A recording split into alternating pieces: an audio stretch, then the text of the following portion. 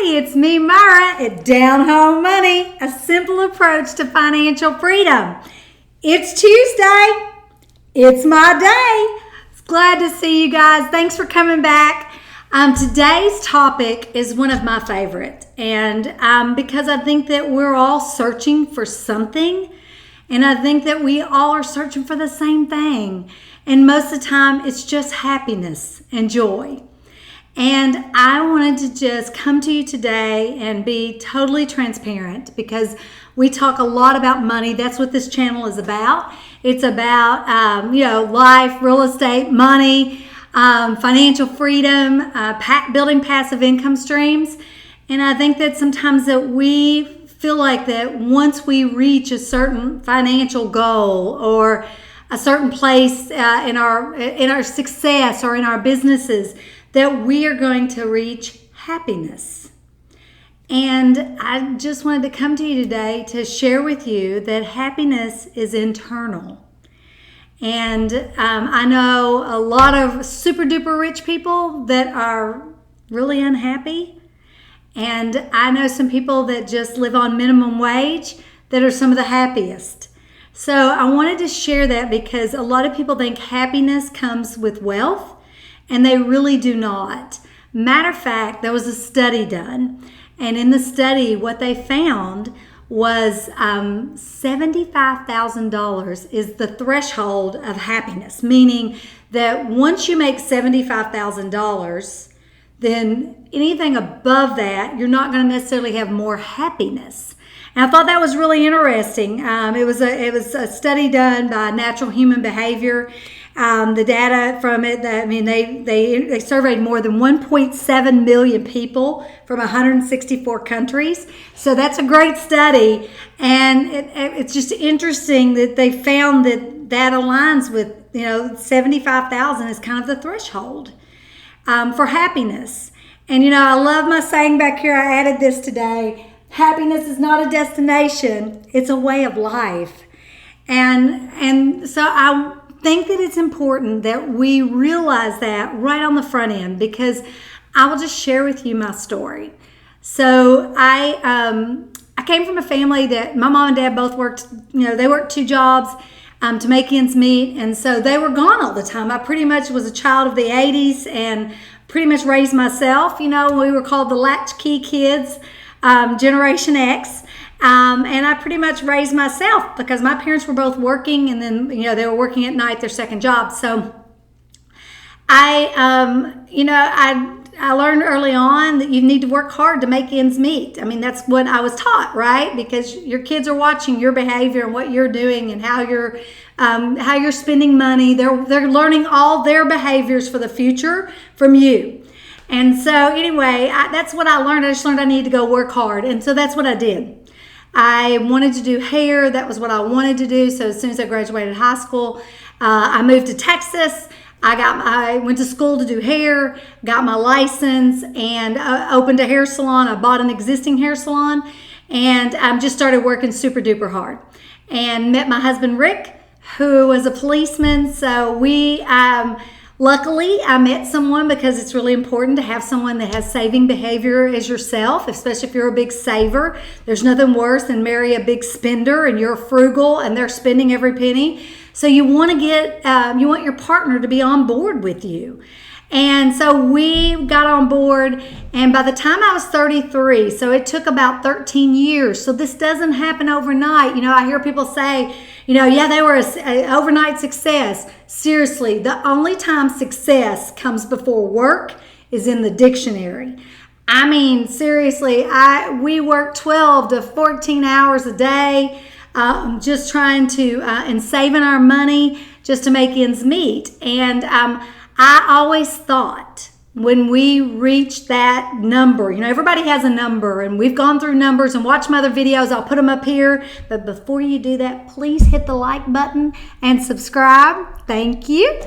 I will put them up here, some videos I have on how to get to millionaire status, because a lot of people, that's their goal. That's their first goal, and that was mine. I wanted to be a millionaire by the age 35. I got there by 33 from saving my money. We never made more than $100,000 a year. together, combined, and we just did it through saving. So I thought in my mind that that would take me to happiness. And I just thought that, if you go and you work really hard and you save all your money, and then once I retire at 33, then I will be happy. So I didn't focus on happiness while I was in my 20s. I was too busy working all the time. And what I found is that money does not give you happiness. And I want to read a couple things to you because I have taken some notes and just written some thoughts down. And I share this because I think it's so important for you to realize, because there are a lot of unhappy rich people out there. And what I found is I had to discover my passion and my purpose, which I am working in now, to truly find pure happiness and joy in my life. And I say that, and I'm just being totally transparent, because I wasn't happy. I reached millionaire status. I retired. I spent 3 years in retirement and just living off of our rental property income. And then I just decided I needed something else. And there's a lot of people like this. And that's why I share this with you, because I want you to know the good, the bad, the ugly. I got my real estate license. I got back on the treadmill of success, because for some reason in our society, we believe if we're successful, that brings us happiness, right? The more money you have or the more success you have happiness. And it's just not true. So I got back on that treadmill and started working myself to death. And I had to be number one. And, and then you're driving. I got to be the number one real estate agent. I got to own the franchise. I mean, you just get caught up in this everyday hustle when you're really still searching for something. And until you discover what it is you're searching for, you will always be on that treadmill trying to figure it out. And it takes time, and you've got to sit down and pause and spend some time with yourself and ask yourself some questions. It was hard for me to figure out what my big why was. And it's okay if you struggle with that. That's normal. And you just need to figure out, when you pay attention when you're doing things and you're with certain people, what is giving you joy, and that will really help you on this journey. So what I found out is that money does not change much about your ability to be happy. It just magnifies your personality and who you are. Okay? This is true. Happy people become much more happy when they make money, but unhappy people become miserable when they get wealthy. It's weird, right? Money does not give you happiness. It gives you choices. And so what happens a lot of times when you have money, it gives you a lot of choices, right? Because when you have money, you have lots more choices. But not everybody can handle choice. And so sometimes it causes people to do things or buy things or use things that they shouldn't, right? And so they get into bad habits. Whether it be drinking, whether it be drugs, whether it be women or men, or gambling. Sometimes your personality gets elevated when you have lots of money. I've been frugal my whole life, so I still live very frugal, and I have a hard time on the opposite of spending money, just because I love saving money. And so everybody's different how this happens to them. Some people do it with fancy new cars. Some people go and buy this exotic car. You see a lot of those lives portrayed and displayed, so to speak, on YouTube. You see a lot of people that are, in their Lamborghinis and in their big homes, and on, especially on Instagram, showing their success, and we call them influencers. And it's very interesting. And that's why I wanted to share this with you today about happiness and find out so that you can kind of ask yourself some questions. And I've got some really great questions for you about happiness and just the correlation of happiness and wealth. In 2010, at that $75,000, they figured out that it was $75,000. When people make more than $75,000, their happiness does not increase. But the lower their income is, the worse they feel. So there is something too about how much money you make. You just aren't seeing a big increase after you get over the $75,000. So happiness is not a destination. It's a way of life. It's a pursuit. We all pursue happiness, right? It's a journey. Fulfill your needs, not your wants. And there are pillars of happiness, and there's pillars in your life that they work together with happiness. And one would be your career. Some people have total joy in their jobs, and that is amazing.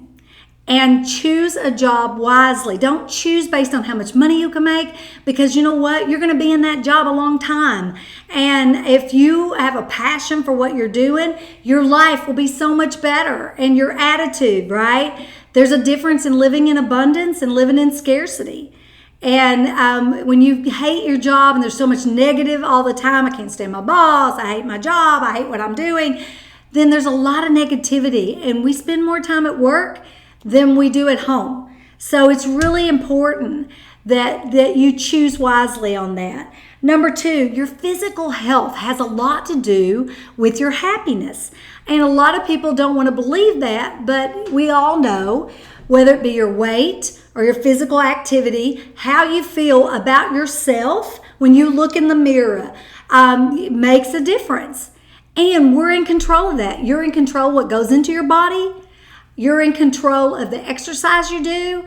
You're in control if you meditate. You're in control if you're doing yoga. What are you doing for you? Because what happens is we quit doing things for ourselves, and that too can help with being unhappy. That just kind of perpetuates unhappiness when we're not happy within, right? Number 3, I don't know about y'all, but I live in this great state of Texas, so we have a lot of sunshine. And I will tell you that when they interviewed people that lived in states that don't have a lot of sunshine, there is a difference in their happiness, their level of happiness. So if you have problems with happiness, that might be another thing for you to look at, of where you live and what things can you control to have more happiness. Makes sense, doesn't it? All right, so I'm going to give you a few things. 7 things happy people do and they don't do, okay? So, here we go. Happy people do not dwell on setbacks. They just keep moving forward. They just cannot, because when you dwell on setbacks, you can't ever move forward. And my goodness, we all have setbacks every day, right? So, they don't stress out when things don't go their way. They just can't. You got to keep moving forward. It is a common theme with happy people that they continue to move forward at all costs. They just keep moving forward. They don't waste time and energy on resentment or envy of people's successes.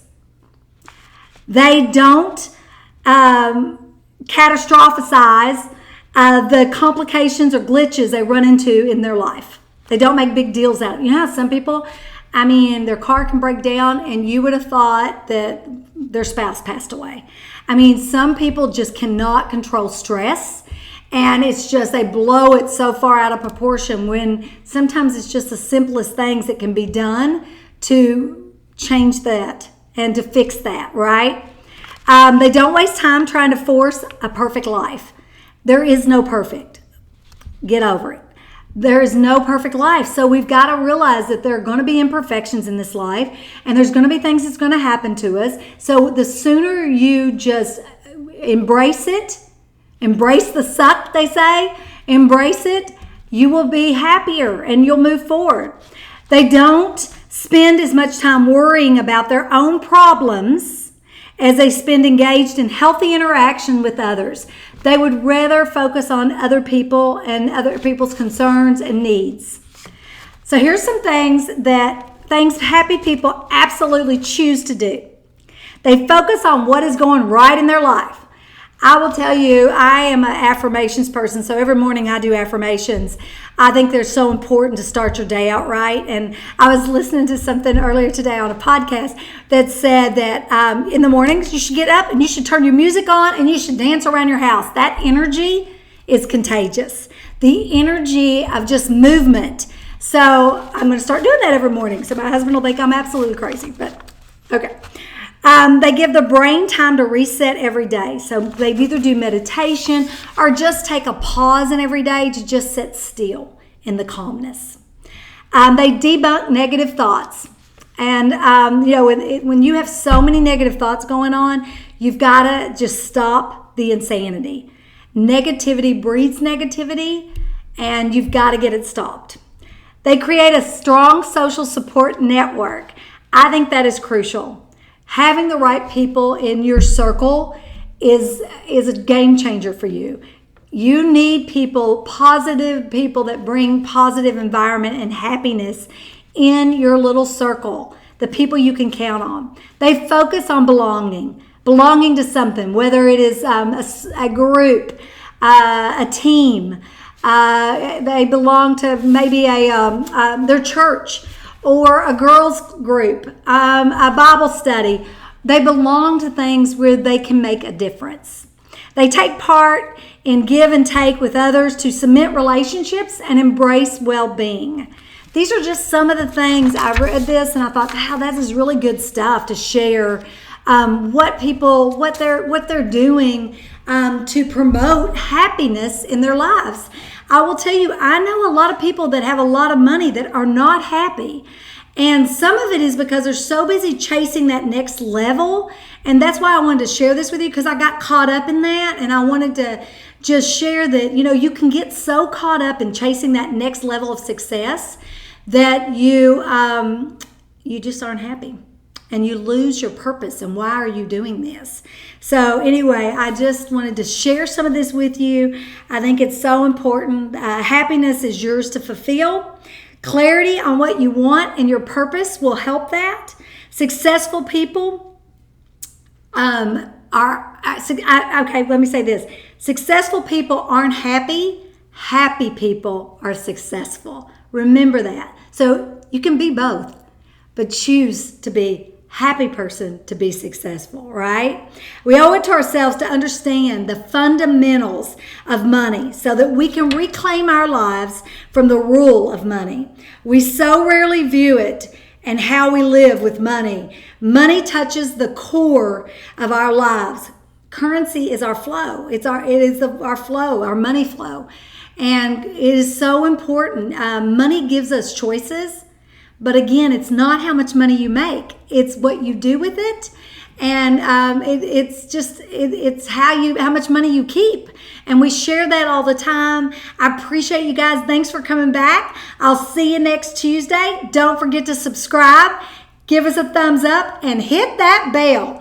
So let's go out there and let's just go be happy. Talk to you later. See ya.